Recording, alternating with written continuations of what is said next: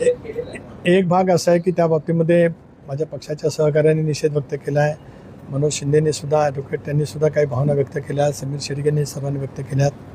मी आजपर्यंत त्या बाबतीमध्ये कधी काय बोललो नव्हतो, परंतु त्यांनी जे वक्तव्य केलं त्याच्यात माझ्या वडिलांचा उल्लेख आहे.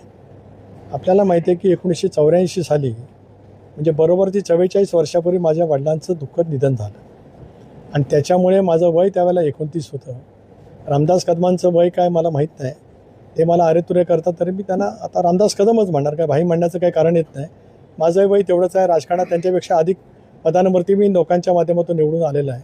त्याच्यामुळे इतर बाबीमध्ये त्यांनी टीका करणं मी समजू शकतो, पण अगदी माझ्या वडिलांचा बाप म्हणून उल्लेख करत त्याच्याशी सुद्धा, म्हणजे वडिलांना पण एकरी भाषेत ते बोललेले आहेत. आणि कालसुद्धा जेव्हा रात्री मी रत्नागिरीवरनं घरी गेलो, त्याला आई मला परवा रात्री भेटली, पण मी गेलो त्यावेळेला नेमकी तिने बातम्या लावलेल्या होत्या. त्यावेळेला ती बातम्याही चालू होत्या. त्यावेळेला तिलाही खूप साहजिकच अण्णांचा काय दोष, म्हणजे ती माझ्या वडिलांना आम्ही अण्णा हाक मारायचो.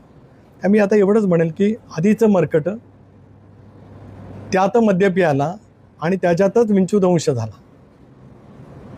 अशी अवस्था आज त्यांची आहे. मला कोणतरी सांगितलं की जी पिसाळलेली श्वान असतात, मी श्वान शब्द वापरतो, आणि ते चावल्याच्या नंतर त्याचासुद्धा काहीतरी प्रतिक्रिया उमटत असते, आणि त्या श्वानाच्या त्या चावण्याचा सुद्धा एक परिणाम त्या माणसावरती होतो. म्हणून जसं श्वान बोलतं तसं ते माणसं बोलतात.